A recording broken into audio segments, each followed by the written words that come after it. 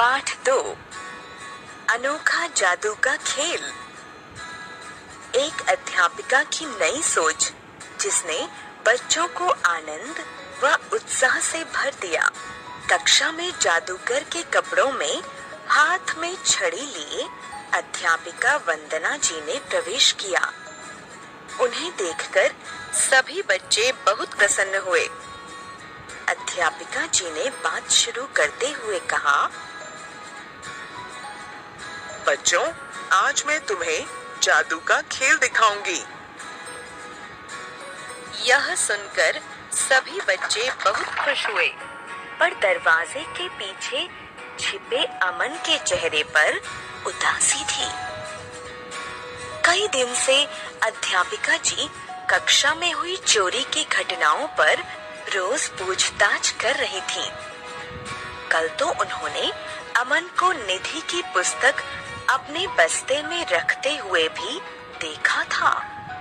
फिर भी उन्होंने उसे कुछ नहीं कहा। अमन यही सब सोचकर उनका सामना नहीं कर पा रहा था। तभी अध्यापिका जी ने उसकी ओर देखते हुए कहा, अरे अमन, तुम यहाँ दरवाजे के पीछे क्या कर रहे हो? अमन आनन फानन में चोरी किए गए सामान को दरवाजे के पीछे छोड़ता हुआ बाहर निकला और डांट पड़ने के डर से सिहर उठा। तब अध्यापिका जी ने जोर से कहा, बोलो बच्चों, आबरा का डाबरा, गिली गिली छू।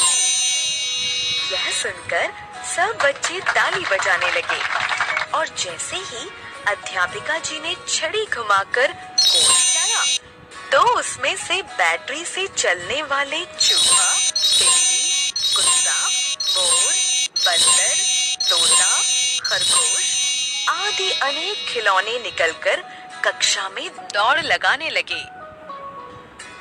यह देखकर सभी बच्चे तालियां बजाकर उछलने कूदने लगे।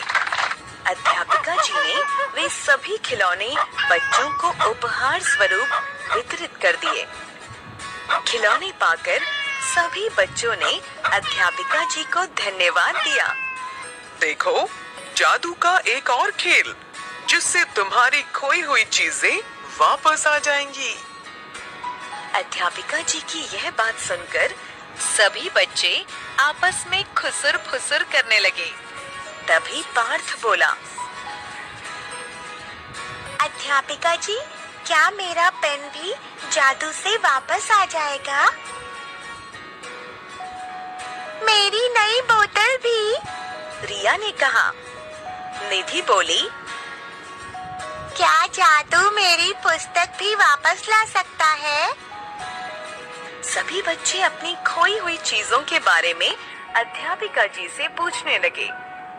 अध्यापिका जी छड़ी घुमाकर मुस्कुराते हुए बोली, आबरा का दाबरा, गिली गिली छू, निकल जा रिया की बोतल और पार्थ का पेन दरवाजे के पीछे से। जैसे ही उन्होंने दरवाजे के पीछे से बोतल और पेन उठाकर दिया, सभी बच्चे जोर जोर से ताली बजाने लगे।